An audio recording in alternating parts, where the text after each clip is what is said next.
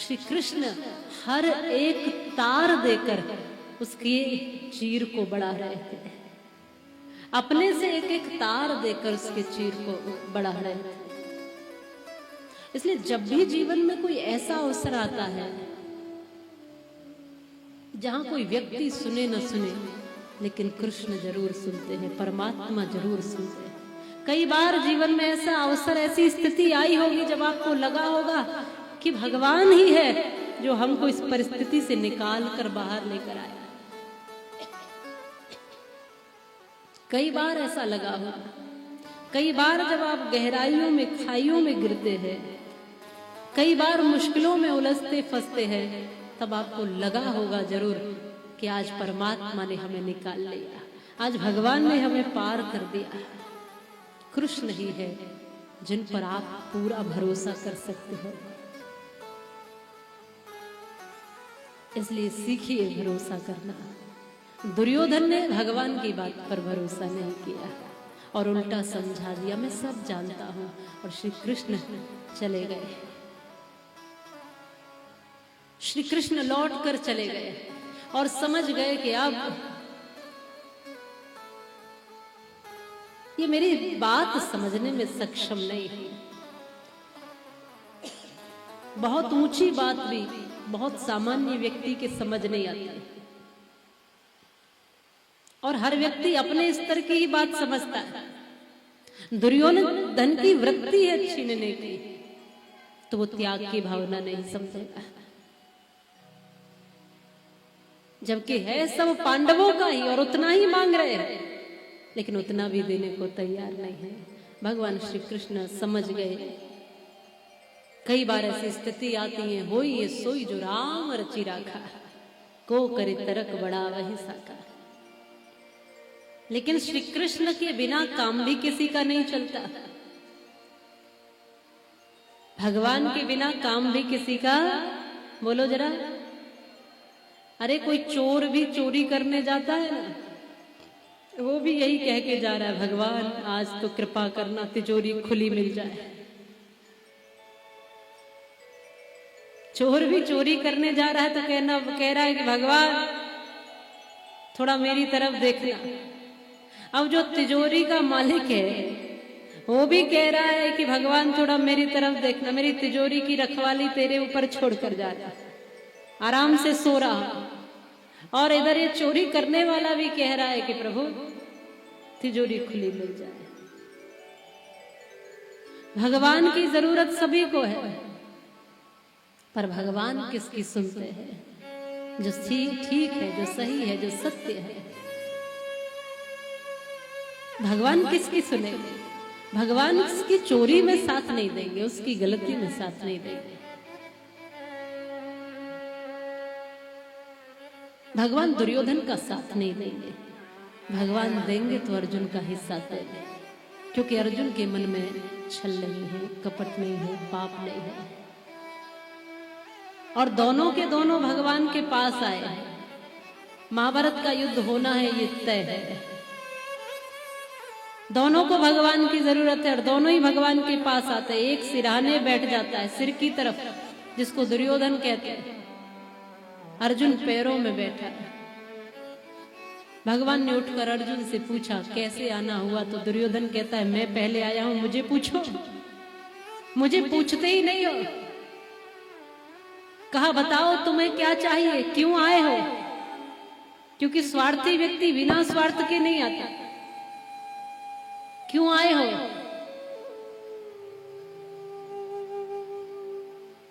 दुर्योधन कहता है आप तो जानते हो, आप तो जानते हो महाभारत का युद्ध होना है, उसके लिए आपकी जरूरत है, आपकी आवश्यकता है।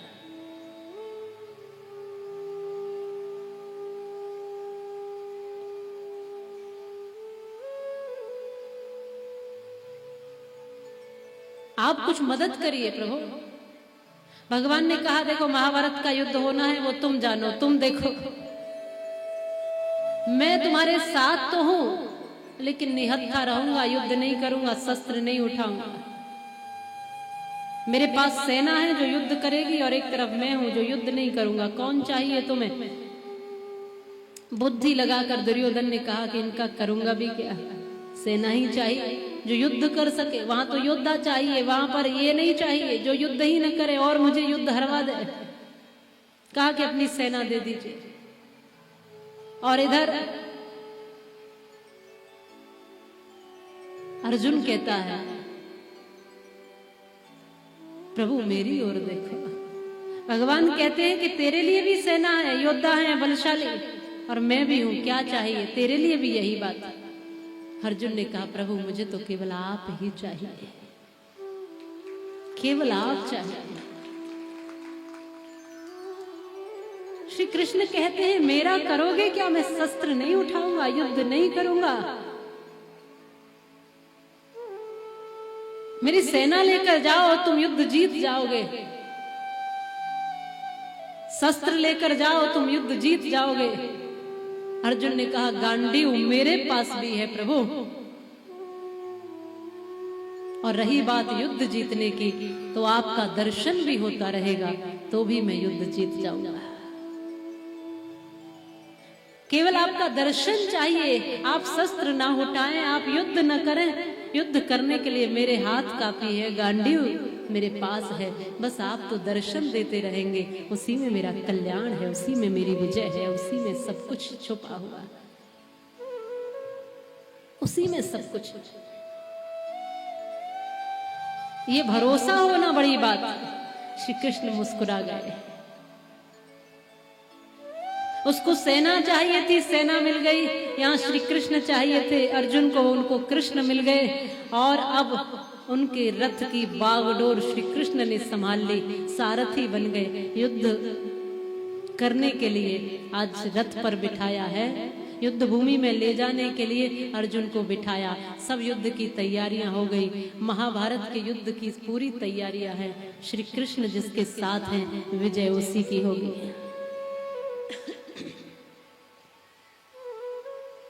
ये बात शायद दुर्योधन नहीं जान पाया क्योंकि वो बुद्धि से चल रहा था।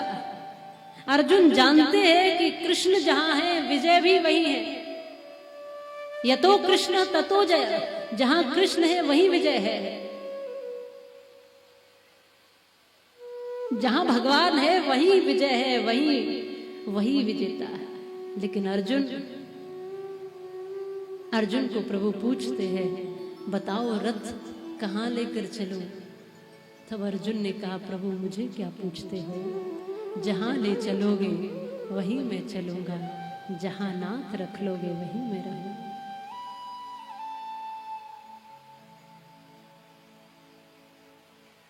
ये मेरी अर्जी है। बहुत अच्छा भाव लोग गाते हैं, ये मेरी अर्जी है, मैं वैसा बन जाऊं जो तेरी मर्जी है। भक्त कैसा होता है? भक्त ऐसा ही होता है। भक्त ये स्पष्ट कहता है कि ये मेरी अर्जी है, मैं वैसा बन जाऊं जो तेरी मर्जी है, जो तू चाहता है। मैं अपनी इच्छा से कुछ करूं ही नहीं। आज अर्जुन की वो वृत्ति है। अब बताइए भला जिसने भगवान पर अपने आप को छोड़ दिया हो, समर्पित कर दिया हो, वो उसको हारने कैसे देगा?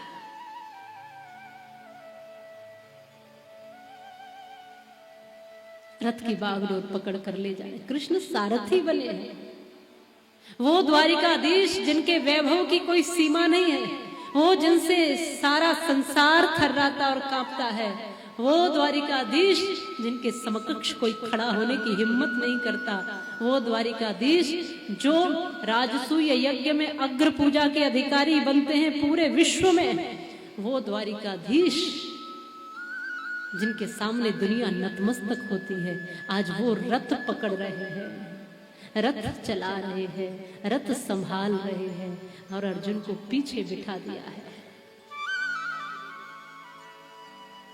प्रबल प्रेम के कारण हमने प्रभु को नियम बदलते देखा, अपना मान टले टल जाए पर भक्त का मान न टलते देखा।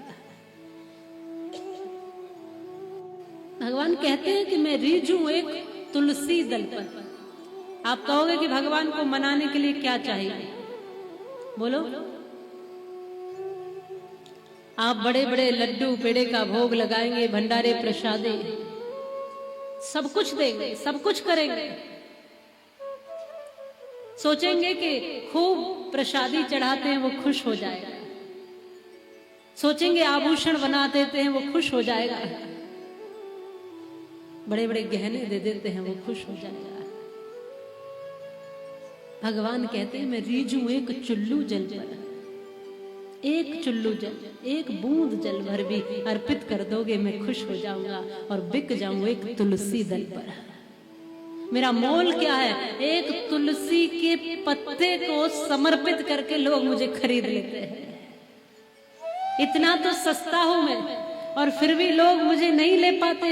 इतना तो सस्ता हूं, इससे अधिक सस्ता क्या? तुलसी के पत्ते की कीमत देकर तोड़ते हो क्या? बोलो, तुलसी के पत्ते को कीमत देकर लेते हो क्या? मैं रीझूं एक चुल्लू जल पर और बिक जाऊं एक तुलसी दल पर। एक तुलसी का पत्ता भी आपका कर सकता है मुझे, एक बूंद जल की भी आपकी बना सकती है मुझे।